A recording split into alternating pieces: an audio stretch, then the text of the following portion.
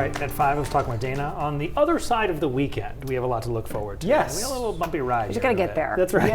Yeah. Friday is definitely going to be not a pleasant day, but we do kind of turn it around after that, so that's good. The shower activity today, it was really just dreary today, right? Just not a nice day. We had onshore flow, so we had some fog, some drizzle, and then the actual shower activity, which is now working its way into northern parts of the state. That's the warm front. So if we follow the warm front back to the actual low, cold front behind it, it's this part here in the warm sector that we're going to be dealing with tonight and tomorrow, and there's some heavy moisture in there with south-southeast winds.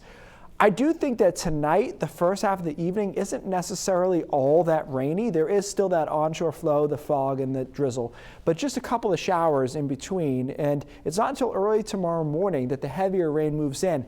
It's a narrow band, but it's kind of a fire hose coming right off the Gulf of Maine here. So we're going to put down some good rainfall totals, 1 inch to 1.5 inches in a very short period of time. That falls during the morning commute, I think, over southern and western Maine, and in the tail end of the commute into the mid-morning over the mid-coast, and then into down east Maine around the middle of the day into the afternoon. Quickly tapers off to scattered showers after that. Saturday, I think, is an okay day. There's still some isolated showers around, otherwise a few peaks of sunshine, so it's a lot better as we get into the weekend.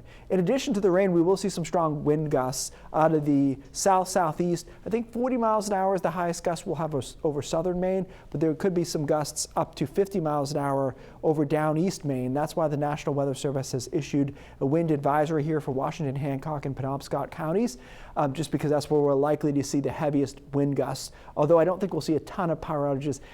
They tend to be pretty resilient to wind, it seems like, as far as outages go. As far as rain, it looks like 1 inch to 1.5 inches, but in this purple area, we'll have to watch it because we do have some snow still there. So the combination of the snow melting plus the rain could cause some runoff issues and some streams and rivers that will get into moderate flood stage potentially. So we'll keep an eye on that. After that, we do get a little sun on Saturday. Nice day on Sunday, upper 50s. And a mixture of sun and clouds, and then Monday and Tuesday both look good to me, about 60, maybe a tad bit warmer than 60, depending on how much sun we get in there, and then it might fall apart late next week, but we'll at least get the first half of the week. We'll rip off 3 or 4 nice days in there, which is nice. Gotta feel good. Things will start growing, I feel like. Then we'll really see it pretty next week in the legitimately. sun. Yeah. Love it. All right, thanks, Thanks, Keith. Keith.